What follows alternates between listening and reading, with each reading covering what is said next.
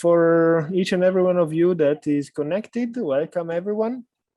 Now, today we will talk about the functional protocols. So we will explain you all the functional protocols of BTS with engineer Diana Crognale that is here with us.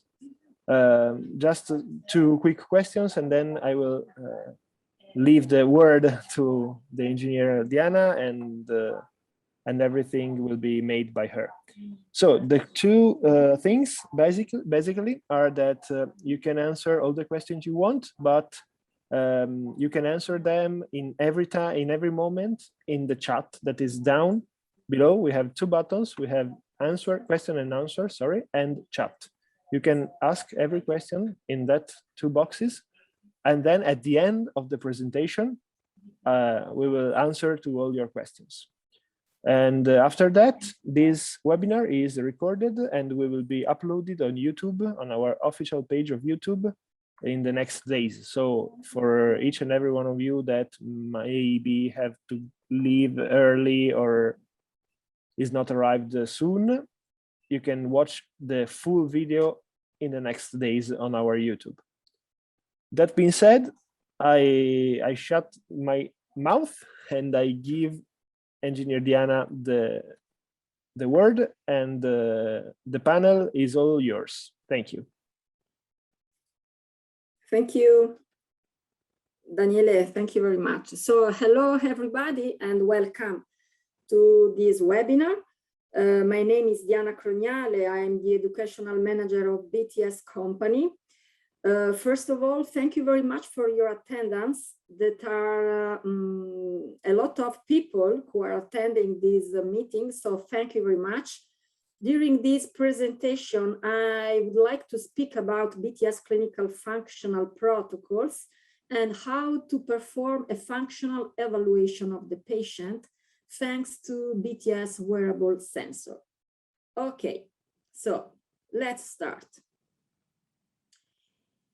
You know very well that the first meeting between the clinician and the patient is an essential moment because the clinician is asked to decide what kind of techniques have to be used for the treatment of the patient.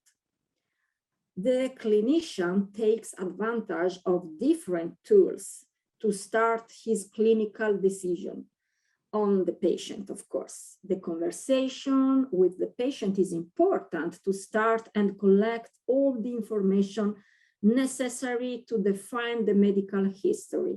But even more important is the objective physical exam of the motor behavior, which includes a global functional assessment of the patient. Here, we can see two possible different approaches to evaluate the movement. We can study the kinematics of the movement, that means the evaluation of the spatial temporal parameters and the variation of the joint angles during the movement. And we can also evaluate the EMG data that are related to the muscle activity and allow understanding how the muscles are working during the execution of any motor task. Thanks to the functional protocols, we can assess the motor behavior of the patient through the kinematic and the EMG approach. About the kinematics, the technology that can support the kinematic analysis of the patient is BTS G-sensor that allows a rapid and objective evaluation of the spatial temporal parameters and joint angles. Based on which is the specific motor task to be studied, the G-sensor can be placed on any body segment, for example, on the head for the analysis of the cervical spine mobility, on the trunk for all the trunk movements, on the humerus for the shoulder movement analysis, on the pelvis for walking, running, jumping, and so on. As I just said, the G sensor provides the acceleration and velocity values of the specific motor task performed. And at the same time, it allows the evaluation of the joint angles within the movement cycle.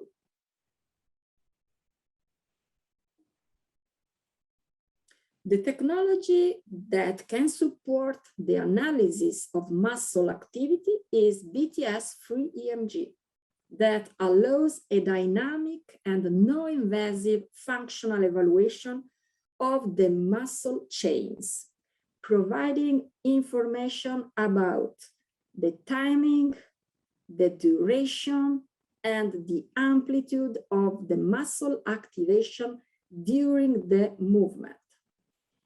The EMG probes can be placed on all the surface muscles based on what is the motor task analyzed. And through the recording of the myoelectrical signal, it's possible to define the onset and the offset of the muscles in order to verify the correct movement coordination, because it's mandatory that one muscle should be active within the movement cycle exactly when it must be active. And then it's possible to evaluate the amplitude of activation in order to establish which is the contribution of each muscle for the execution of the movement. The integration of these two technologies has led to the creation of a real solution dedicated to the clinics and sport for an accurate, fast, and effective evaluation of the patient based on the functional protocols. Here we find an example of functional protocols. On the first line, on the top here, there are the protocols mainly dedicated to the clinical world. On the second line, there are that ones dedicated to the sport field. We have the walking protocol, the flex relaxation protocol for the analysis of the lumbar spine for the prevention of the low back pain, the cervical spine mobility protocol for the evaluation of the cervical spine section, the shoulder mobility protocol for the evaluation of the shoulder joint, of course, the static posture for the postural evaluation, and for the sport field, we find the running protocol, the cycling protocol, the drop fall for the prevention of the anterior cruciate ligament injury, and lastly, the dental occlusion protocol for the evaluation of the neuromuscular balance of the temporal mandibular joint muscles to test the use of the bite. All these functional protocols included in the software package offered by BTS Analysis System allow to perform the evaluation of the patient starting from a single district up to a complete global assessment of all different body segments, so that the clinician can formulate his own functional diagnosis. That is the identification of the main movement disorders, their residual potentialities, and any compensation strategy. All these objective and quantitative data together allow the clinician to set the most effective personalized therapy for the patient, and in the post-treatment highlight the benefit of the performed therapy. Okay, now I would like to give a synthetic description of the contents of the clinical protocols so that you can understand what type of information you find in the final report in terms of parameters, indexes, and graphs. Okay, let's start with the walking protocol. Thanks to this protocol, it's possible to verify if the muscle activity, mainly of the lower limbs, of course, follows the physiological behavior, and therefore it's possible to understand if the patient has a good coordination and symmetry of the movement, or if the walking can be compromised and altered in some of its phases. Okay, here I prepared a demo video in which you can see how it's possible to apply the sensors, the probes on the muscles, okay, following the guidelines that we find thanks to the literature. You can see in this example, I'm evaluating 4 muscles. So on the anterior part of the body, we are taking in consideration the tibialis anterior, and you can see that it's very important to be precise in the application of the electrodes in respect with the symmetry. I asked the patient to close his lower limbs in order to stay during the application of the probes at the same level, because it's important to place the electrodes with a very high precision. Usually, you have to apply the electrodes on the muscle belly, and the electrodes are placed in respect with the length and the direction of the muscle fibers. It's very important and useful to touch the patient in order to identify properly the muscle, and then we have to apply the electrodes on the belly. Okay, when you finish to place the electrodes for the EMG analysis, it's necessary to place also our movement sensor, so our G sensor, because thanks to the G sensor, you understood that it's possible to define the gait cycles where we go to evaluate later the muscle activity, okay? And thanks to the G sensor, we already have all the spatial and temporal parameters. Okay, when the patient is ready, okay, the patient can walk freely, because you can see that all the devices have not any cable, okay? And so all the transmission of the signals is through a Wi-Fi connection or a Bluetooth connection, okay? And so in this way, the test is completely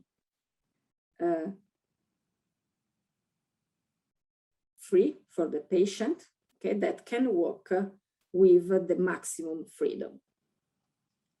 Okay.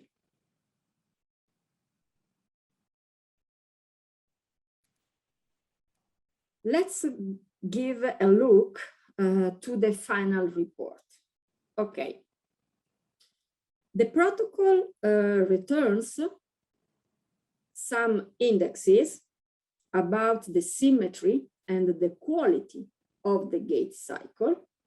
We find also some the main temporal parameters of the gait cycle, such as the duration of the stance phase, swing phase, single and double support phase, the cadence, and so on. And the most important thing is that we can compare all these parameters to the normal values, okay? Then on the next page, we have the pelvis movement on the three planes of the body, so sagittal, frontal, and transversal, during the execution of the right cycle and the left cycle. For this reason, you have two different colored lines. The green one is related to the movement of the pelvis while the patient is performing a right cycle. So the red line is related to the movement of the pelvis while the patient is performing a left gait cycle. Okay, finally, okay, all these information, of course, are coming from the sensor placed on the pelvis. Finally, here we have the muscle activity with also the co-activation index of agonist and antagonist muscles, where we can assess the patient's coordination. These gray bands allow to remind in which phase of the gait cycle the muscle must be active. And so it becomes immediate, thanks to this type of representation, to check if the peaks of activation fall down exactly within the gray band.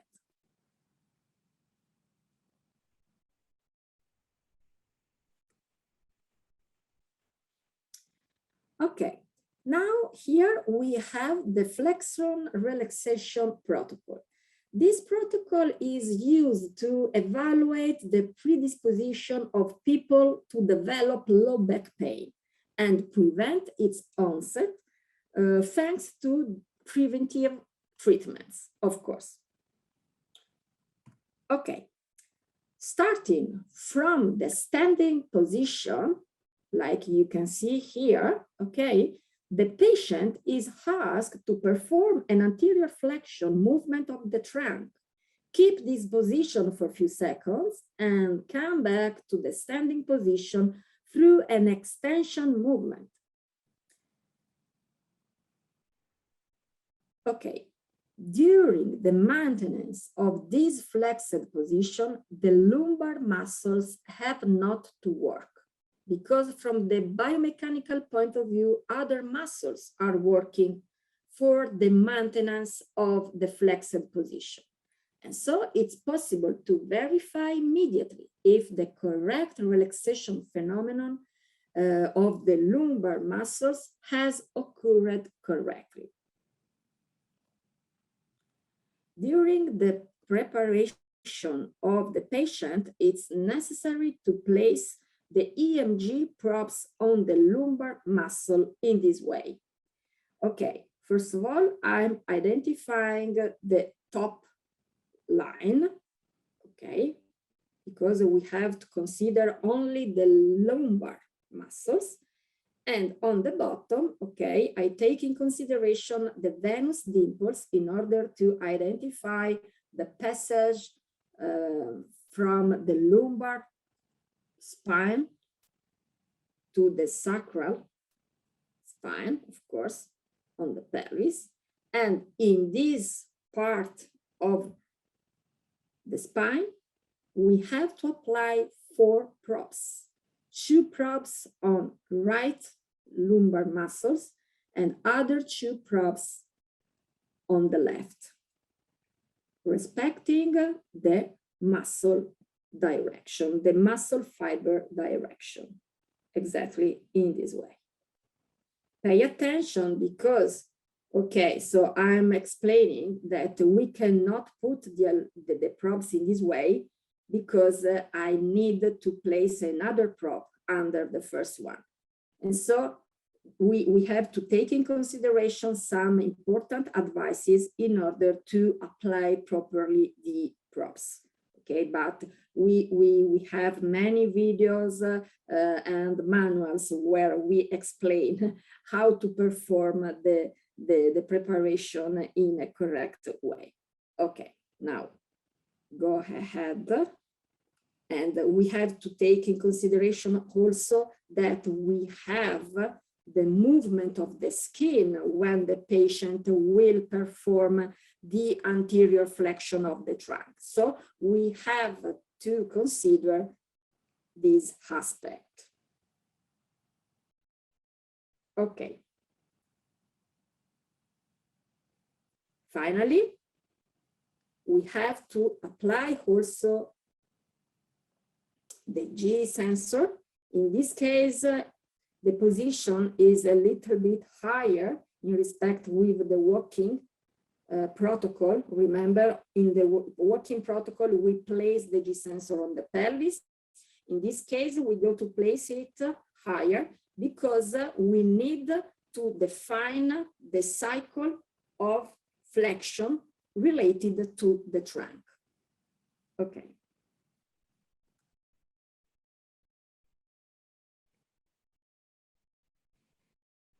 The result of the test is shown automatically in this final clinical report, in which it's possible to assess immediately if the relaxation phenomenon occurred or not occurred.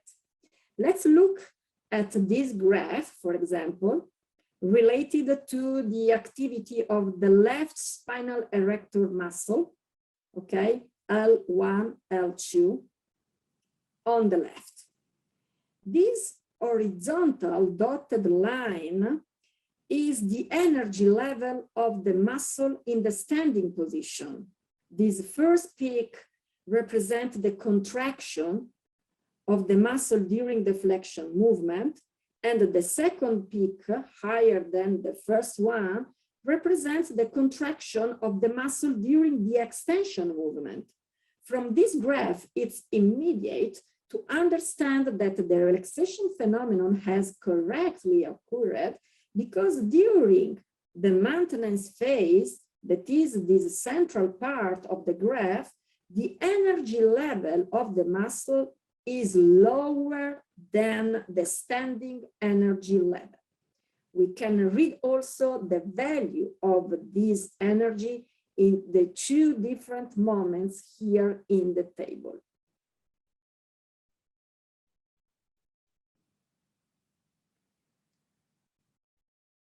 Okay, now let's look how the pattern of the curve changes when the relaxation phenomenon doesn't occur. We can see in this case that the curve remains higher than the standing energy level.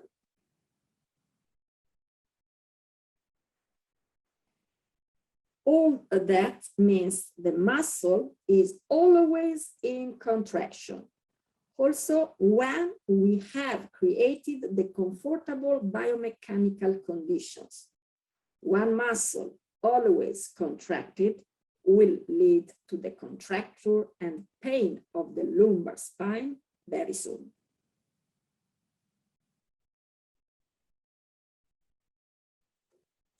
Okay, just a moment, because maybe there is some trouble with the visualization of the, I ask help I ask Daniele. Yep, I'm here. So apparently the video is blocked. So we see the shoulder. Can you hear me, Daniele? Yeah, I'm here. I'm talking. I'm talking. Yes, Daniele? Yana? Yes. You can hear me? Yes. Okay, perfect. Some troubles. Yeah. We see. Well, now, apparently, right now is back everything, because maybe the PT like freezed for a bit, and we saw the shoulder of the guy with the sensor for a few minutes. Now we can see apparently the curves Yes. left side, right side, and so on. So I Yes. think that right now is back now. Okay, but now if I come back to the presentation, so you can see the new slide of the presentation. I can see the slide that is the static posture protocol. Does your patient Yes, show? okay. So I see it. Okay, I'm very sorry because maybe there was some troubles in the connection on the network. No problem. So, As we said, and I take this time to say it again. We will send the video and all yes. the details to all the participants. So no problem about that. Everyone can see it again. Okay, so thank you, Daniele, and so I can go ahead. Okay, so now let's move on to the static posture protocol. This protocol allows the evaluation of the muscular strategy used by the patient in order to keep a static posture over the time. Surely the most common condition in which to perform the examination of the posture is the orthostatic posture. But the use of the protocol can be extended for the assessment of any other posture in isometric conditions. Also, in this case, we are using only 4 probes that you can decide to apply posteriorly or anteriorly, because it's not mandatory to evaluate only the muscles of on the back. Okay, so you can select also some muscle on the anterior part of the trunk. The most important thing is that when you select one muscle on the right side, you have to select the same muscle on the left, because the goal of this protocol is the evaluation of the strategy adopted by the patient in order to keep that posture, so that we can check if there is a good and symmetric contribution from right and left muscles at the same time. Okay. In this case, we don't need the sensor, the inertial sensor, because it's a static evaluation, and it's enough to ask the patient to stay still, okay, in an isometric condition, in order to keep that posture for 30 seconds, 1 minute, okay, up to you. And we go to assess the balance between right and left muscle. Okay. So now let's give a look to the results of this protocol, of this test. The protocol provides indexes that allow us to evaluate if the same muscles of right and left sides of the trunk, both anterior or posterior muscles, as I just said, okay, are working in a symmetric way to maintain that posture. In this case, because the patient, so okay, let's give a look at the total contribution. So you can see that in this case, we have a higher right contribution than the left one. And in this case, because the patient has a scoliotic attitude, like you saw into the video, there is an important asymmetry between right and left muscles. Okay. So similarly to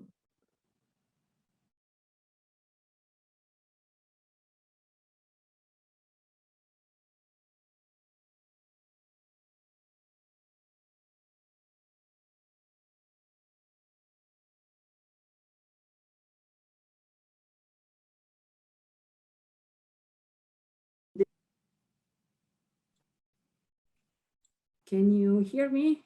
Yeah, right now, yes. We lost we lost you after similar to, and then there was a big stop. Okay, so now you can see, Yeah, I perfectly. don't know why today there is this trouble on the connection. So now I would like to speak about the shoulder mobility protocol that is dedicated to assess the patient capability to perform a flowing and simple flexion, abduction, and a rotation movement of the arm in order to point out the presence of muscular disorders related to the shoulder joint. Okay, so also in this case, we go to select the muscles that we need to evaluate. In this case, the muscle setup is completely free, so the clinician can select the muscles that he needs to evaluate, okay?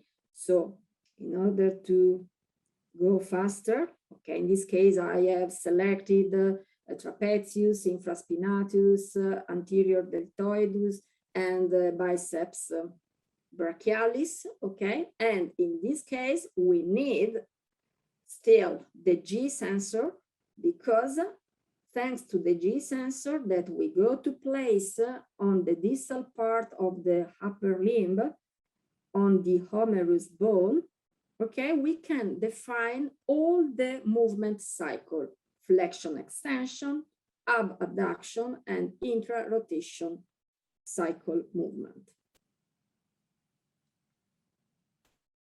Okay, now the child will show which movement we can evaluate, so flex extension.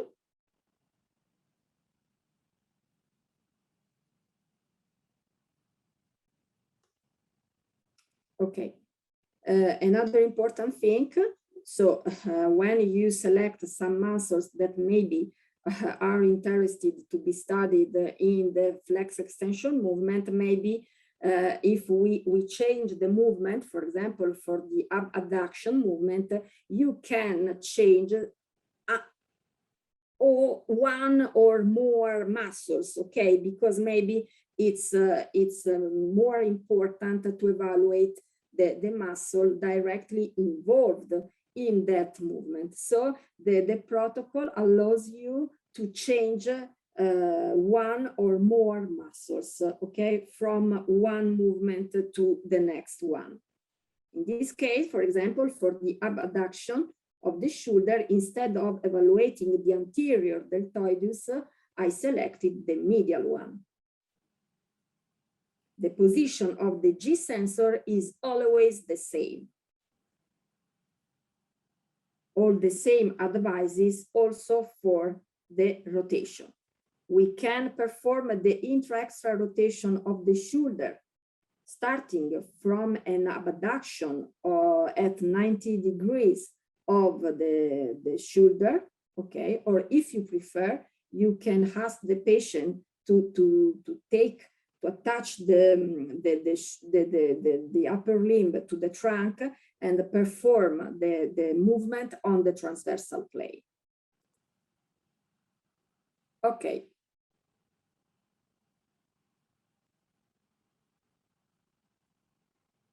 Okay, the protocol. So you can see now the report.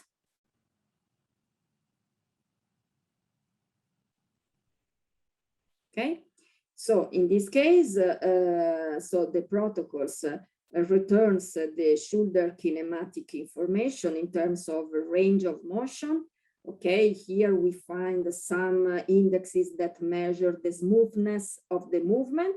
And lastly, we can evaluate the muscle coordination in terms of activation timing of each muscle within the movement cycle, as well as the percentage of each muscle contribution during the movement performance. Okay. Similarly to what we have just seen related to the shoulder mobility protocol, we can repeat the same evaluation also for the cervical spine mobility protocol. Okay. that allows to evaluate the patient ability to perform a flex extension movement, a lateral bending, or a rotation movement, both on the right and the left side. Okay, any possible muscle contracture or any disorder at the cervical spine level can move into an objective limitation of the spine movement. So I go faster. Okay, so as usual, we have to apply, first of all, the EMG probes. And finally, we go to place the G sensor on the head, okay, like in the video.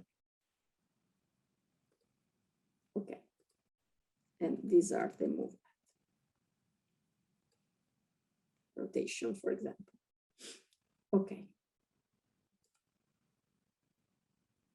And this is the final report, exactly similar to the cervical, to the shoulder or other report that I have just showed, okay, where we go to assess the range of motion on that specific plane, but where it's possible also to evaluate if there is some compensatory strategy on the other two planes, okay, on which there should not be any movement contribution. Okay, and as usual, on the next page, we find also the EMG information about the energy and each contribution of each muscle. Okay, here we find also the sport protocols, but I think that during this presentation, I can stop here till the clinical protocols, and maybe on the next webinar, okay, we can focus our attention also on the sport field. Okay, so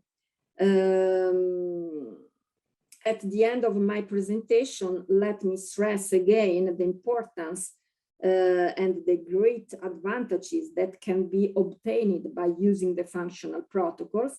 The benefits are for the clinician as well as the patient, because it's clear the advantage of having quantitative and objective information that helps the clinician to better understand the patient's motor behavior. At the same time, the use of this technological solution allows the clinician to make explicit the need of treatment, and all that leads the patient to become loyal to the clinician. And of course, even the patient can take advantages. The technology allows the patient to move in total freedom and with the maximum comfort.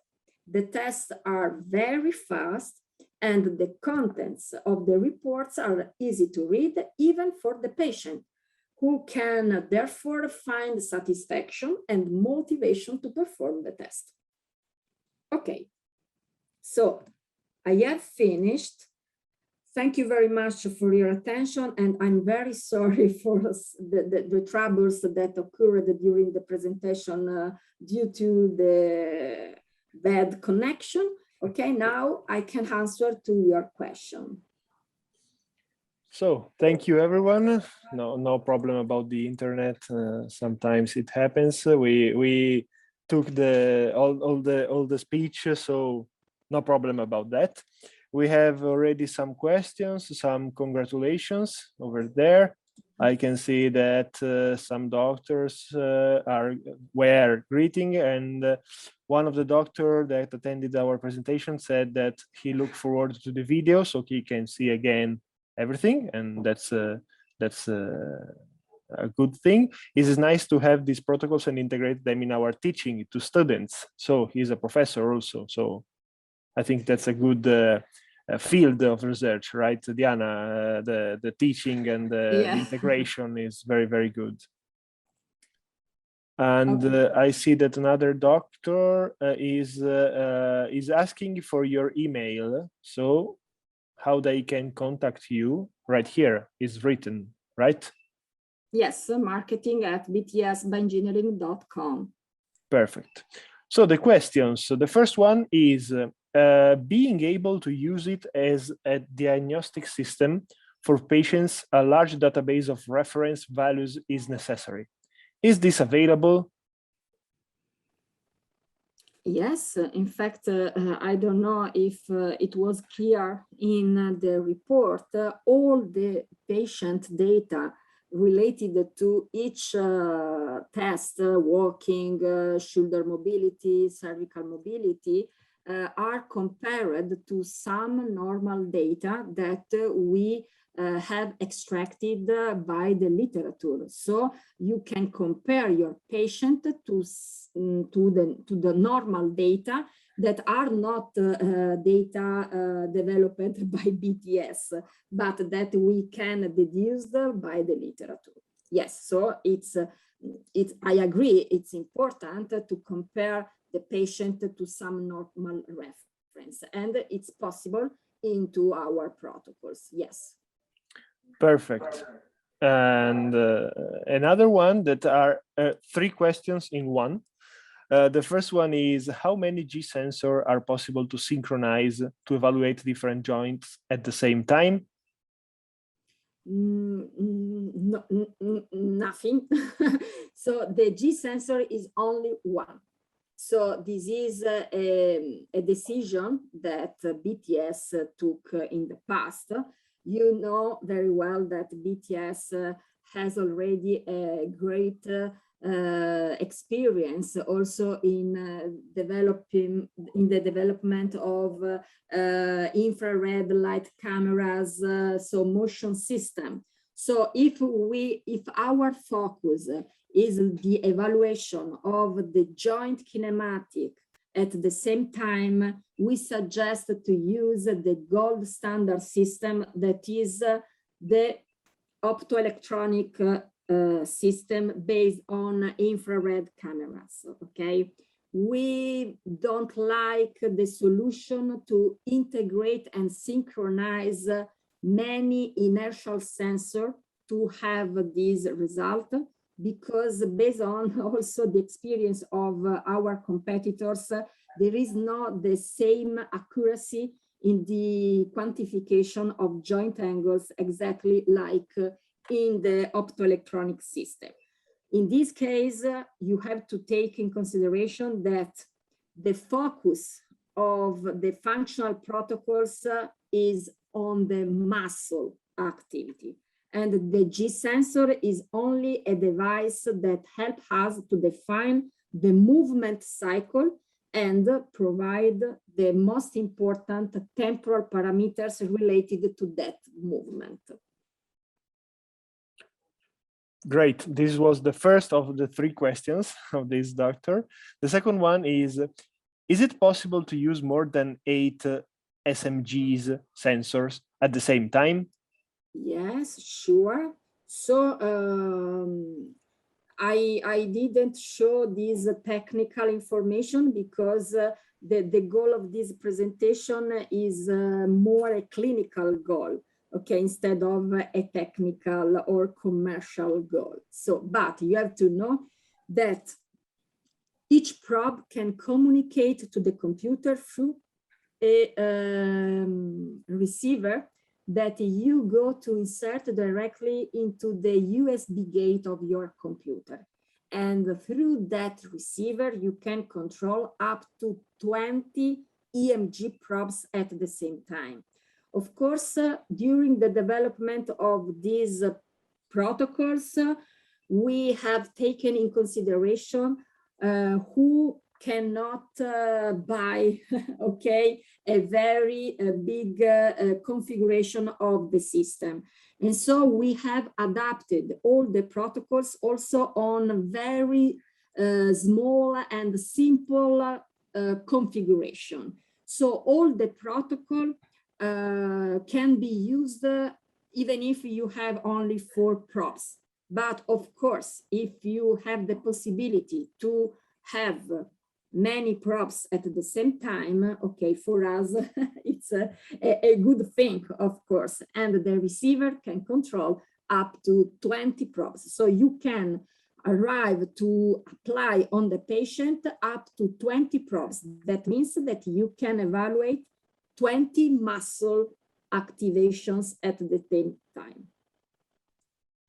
Great. And the last one of these three, then we have another one, is what is the lifetime of these devices? The lifetime of the devices is based only on the life of the battery.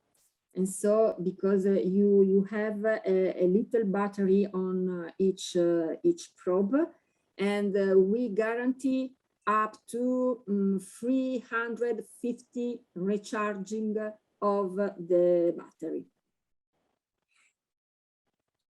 Perfect.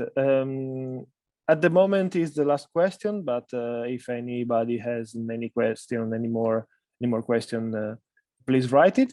So the last question for now is, how much time is required for correct sensor applications on the patient for each protocol? Based on my experience, okay, so I can confirm to you that in 20 minutes, you finish the test. So I mean that in 20 minutes, you are able to prepare your patient to perform the test and extract the final report. So specifically in terms of time for the application, for the preparation of the patient, I say 5 minutes for each protocol.